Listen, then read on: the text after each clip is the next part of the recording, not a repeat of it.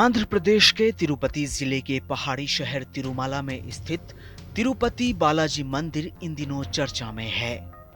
चर्चा का कारण मंदिर में प्रसाद बनाने में घटिया सामग्री और पशु चर्बी का कथित इस्तेमाल है। सत्तारूढ़ तेलुगु देशम पार्टी ने गुरुवार को दावा किया है कि गुजरात स्थित पशुधन प्रयोगशाला ने मिलावट की पुष्टि की है।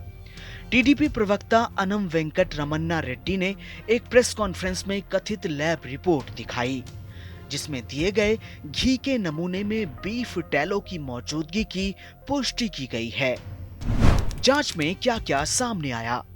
रिपोर्ट के मुताबिक प्रसादम में सोयाबीन, सूरजमुखी, जैतून, रेपसीड, अलसी, गेहूं के बीज, मक्का के बीज, कपास के बीज, मछली का तेल, नारियल और पाम कर्नेल वसा, पाम तेल और बीफ टैलो यानी गौ मांस की चर्बी शामिल है।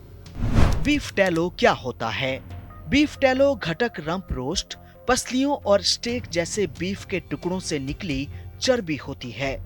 इसे मांस से निकाले गए शुद्ध वसा को पिघलाकर बनाया जा सकता है, जो ठंडा होने पर एक प्लाज्मा फॉर्म यानी कि लचीले पदार्थ जैसा दिखता है। ये कमरे के तापमान पर देखने में नरम मक्खन जैसा ही लगता है। मंदिर में श्रद्धालुओं को प्रसाद में क्या-क्या दिया जाता है? तिरुपति मंदिर में लड्डुओं का प्रसाद तैयार किया जाता रहा है। हर रोज 3 लाख लड्डू बनाए जाते हैं और बांटे भी जाते हैं। हैरान करने वाली बात यह है कि प्रसाद के तौर पर इन लड्डुओं को न सिर्फ श्रद्धालुओं में बांटा गया, बल्कि भगवान को भी प्रसाद के तौर पर यही लड्डू चढ़ाया जाता रहा।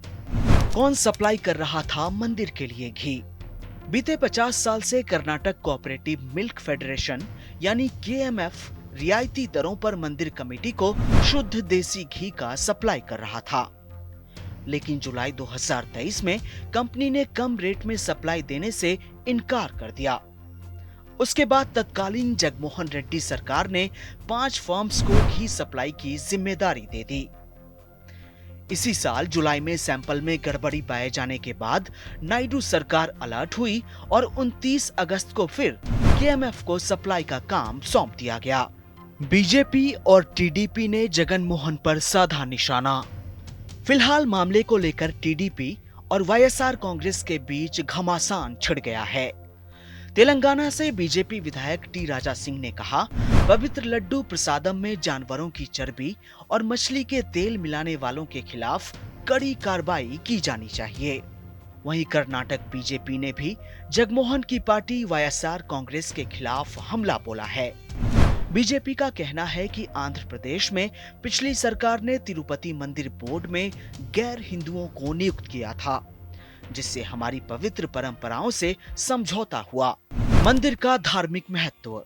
तिरुपति मंदिर न केवल धार्मिक आस्था का केंद्र है, बल्कि ये विश्व के सबसे अमीर मंदिरों में से एक माना जाता है, जहां हर दिन लाखों श्रद्धालु पहुंचते हैं।